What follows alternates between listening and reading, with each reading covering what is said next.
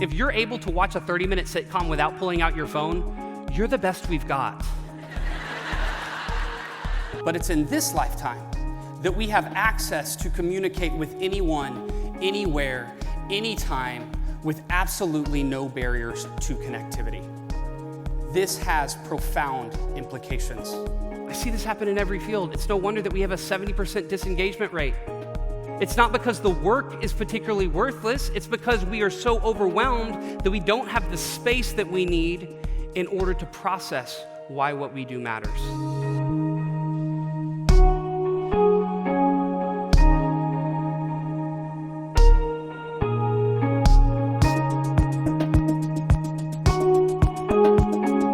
You're not wired to look at an Excel spreadsheet all day long. You're not, amen, thank you. Can I get an amen? You are designed for survival. How many of you, if you are honest with me, would say that you've been on your phone in the last 6 minutes? Please raise your hand. Wow. Who is currently on your phone? That's okay, I am not offended. Truly, there's no place safe anymore. We're distracted not just here, but when we go home. You know that more than 60% of people today are more likely to be connected to digital media than they will be in conversation with their significant other when they go home. We're distracted on the road. Nobody drives anymore. We just get in the car and pull out our phones and hope. We even pay money to be entertained and still find ourselves on the devices we'd already purchased. Like, I'm on opening night of Star Wars last December, and I kid you not, one row in front of me, there was someone that spent the entire movie commenting on Instagram posts. It's like, can you believe that? Like, will you not say that for more appropriate time? Like when you're at work? Of course, it happens at work too, where the average person works only 3 minutes at a time before being distracted, takes on average 23 minutes to get back to that original task. There's a lot of things I could talk about related to how technology has changed, but let's make it really simple. This is what you have to understand. Technology has changed the access game. And in changing the access game, it has changed everything. Here's what I mean. I'll translate it for you. If we take the last 50,000 years of human existence, divide that by the average lifespan, what we would arrive at is about 800 lifetimes. 800 lifetimes. For the first 650 lifetimes, you're talking about people that predominantly lived in a cave. It's only in the last 70 that we had written communication of any kind. You can communicate to people of different generations. Only in the last 6 that we had the printed word that we could mass communicate. The last 2, we could drive and talk to someone further than the distance we could walk in a day. But it's in this lifetime that we have access to communicate with anyone, anywhere, anytime, with absolutely no barriers to connectivity. This has profound implications. So when people ask me what's changed, I quote Mitch Joel when he says that a man came down from the mountain and delivered to us tablets. Happened twice in history.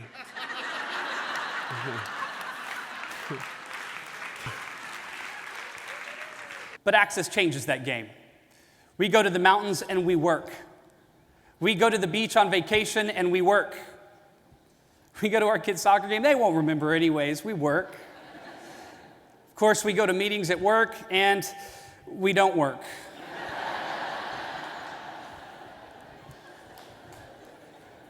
Access has changed the game. It's the core issue, and it's the building block of how we think about strategies to shift the rules that are taking place. But access is only a problem because of the way that we are wired. The question that we have to ask and answer today is exactly what has changed. What is it about our relationship with technology that is driving differences in our behaviors in basically every facet of our lives? What is it costing us, and what do we do about it? But moving forward, the organizations that will be the best at navigating setbacks, at freshly innovating new ideas, at outpacing the competition, will be marked primarily by those who have the most accountable, disciplined, and healthy relationship with their communication technology, both in the way they interact with those outside of the organization and in particular, how they interact with each other. Mentally exhaustive tasks take more energy than even lifting weights. Do you know your brain, 2% of your weight, 25% of your energy in a day? Most of it's in the frontal cortex. This is your capacity to overcome distraction is a function of how strong and how much glucose is in your frontal cortex. Every decision you make in a given day reduces your odds of making the right decision next. This is why in the morning, might not realize it, you're not nearly as likely to send that snarky email. You get to 8 p.m. that night, like, I'll tell them what I think, And unfortunately for us, the results are all kinds of losses in the categories of our work. What do I mean by loss? I mean that we think we're running faster, but we're actually slowing down. 40% drop in efficiency when we start trying to merge and flip between tasks. Not only is it slower, but we don't do as good of a job. 15-point drop in IQ, in the quality of the work when we try to add too many tasks into our day.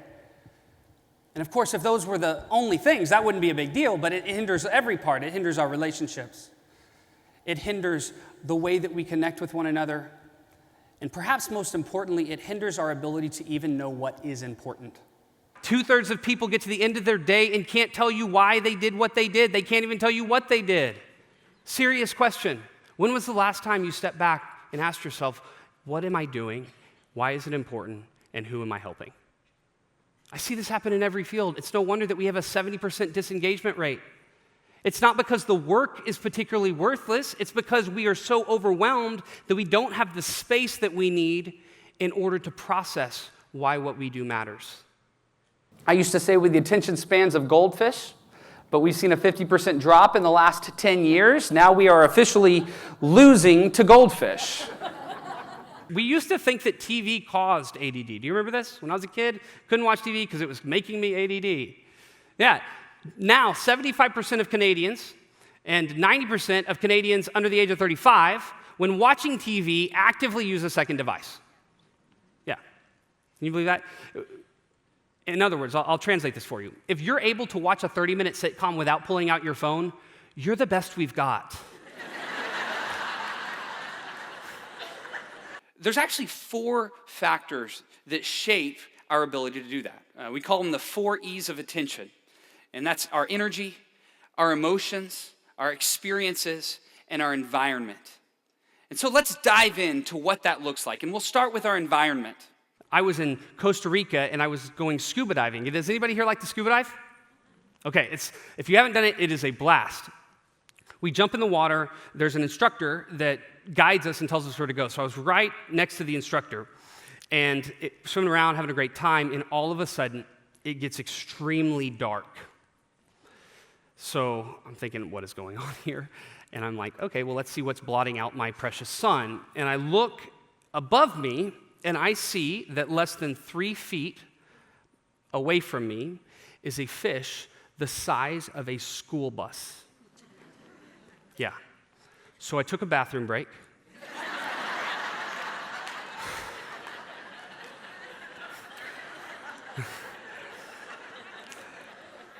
And I start reviewing my options here.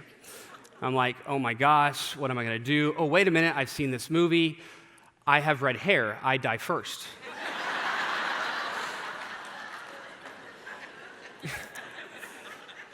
So I grab the instructor and I flip him between me. Figure, I paid him money.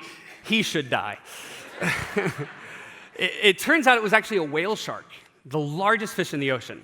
Once in a lifetime experience. I'm sharing this with you because it didn't take work for my brain to shift to something new. I saw something come into my surroundings and I adjusted to look and evaluate. You're not wired to look at an Excel spreadsheet all day long. You're not, amen, thank you. Can I get an amen? You are designed for survival. And the core baseline form of the attention system that takes the least resources in our brain is in search of constant new and novel stimulus. You're made to want to flip to the new thing. And if we wanted to add another layer, you're made to want to send and receive social information. You might be contributing to the problem if you think responsiveness is a synonym for responsibility. How often have we switched our values there? That we think that our number one job is to be immediately available. Or I'll put it a different way. You might be part of the problem if you think that it's a good thing that you are always available for your clients. Now, I know this industry more than any probably would fight me on, well, no, this is my commodity. Look, I'm not telling you that at 10 a.m. on the first day of your conference you shouldn't be available. What I am saying is 2 a.m. 6 months beforehand in the big scheme of things probably makes you not as good as you could be if you actually had a night's sleep. Responsibility is more important than responsiveness, and availability is not always the right thing for you. Great news! Your customer has never been easier to reach than they are at this moment in time. But unfortunately, everyone else can reach them too. So you're gonna connect to your customer, you're gonna go on social media, right? Send out a tweet, and you'll be one of 500 million tweets that go out today. Or you're going to get their phone number because you've heard that you can connect with them. You're going to shoot them a text. And if they're in their 20s, they're going to be getting 4,000 text messages this month. Or you're going to get really excited because they do interact with you. They go on your Facebook page. They like a post. And 2.2 million posts are liked every single minute. So what does it even mean to actually connect and keep the attention of your customers, knowing just how dramatically the world has changed? My question for you is simple.